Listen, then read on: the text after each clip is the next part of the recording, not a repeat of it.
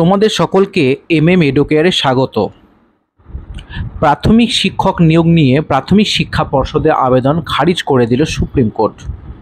বিরাট জয় পেল চাকরি প্রার্থীরা। এই নিয়ে একটা সংক্ষিপ্ত আলোচনা যেটা আজকে সুপ্রিম কোর্টে যেটি পাওয়া গেছে সেটি হচ্ছে প্রাথমিক শিক্ষক নিয়োগের একটি মামলা সংক্রান্ত বিষয়ে বড় খবর সামনে এলো। প্রাথমিক শিক্ষক নিয়োগে অংশ নিতে পারবেন বিএড এবং ডিএলএড করা প্রশিক্ষণপ্রাপ্তরাও। কলকাতা হাইকোর্টের নির্দেশ বহাল রাখল দেশের সর্বোচ্চ আদালত সুপ্রিম কোর্ট। বিএড এবং ডিএলএড দুই প্রশিক্ষণ নেওয়া প্রার্থীরা যদি যোগ্য হয় তাহলে তাদের প্রাথমিকের শিক্ষকতা চাকরিতে নিয়োগ প্রক্রিয়ায় অংশ নিতে পারবে বলে জানিয়ে দিল দেশের সর্বোচ্চ আদালত। মানে এটা বিশাল খবর। নিয়োগ নিয়ে কলকাতা হাইকোর্টের নির্দেশই বহাল রাখল সুপ্রিম কোর্ট।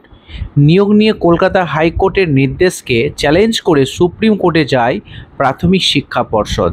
শুক্রবার বিচারপতি ঋষিকেশ রায় ও এসভিএন ভাট্টির বেঞ্চ কলকাতা হাইকোর্টের নির্দেশকে চ্যালেঞ্জ করা প্রাথমিক শিক্ষা পর্ষদের সেই আবেদন খারিজ করে দিয়েছে।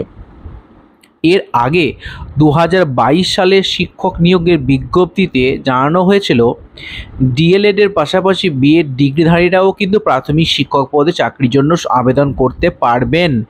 সেই মতো সুমন্ত কোলে সহ কয়েকজন আবেদন করেন যাদের বিএড এবং ডিএলএড দুটো ডিগ্রি ছিল, কিন্তু পরবর্তীকালে অন্য একটি মামলায় সুপ্রিম কোর্ট নির্দেশ দেয় প্রাথমিক শিক্ষক পদে চাকরির জন্য স্রেফ ডিএলএডরা সুযোগ পাবেন, যার ফলে বিপাক হয়ে পড়েন উল্লেখিত চাকরি প্রার্থীরা। বাধ্য হয়ে তারা কলকাতা হাইকোর্টে মামলা দায়ের করেন।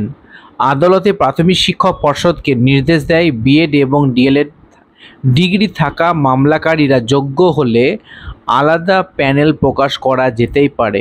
সেই নির্দেশকে চ্যালেঞ্জ করে সুপ্রিম কোর্টে আসে প্রাথমিক শিক্ষা পর্ষদ।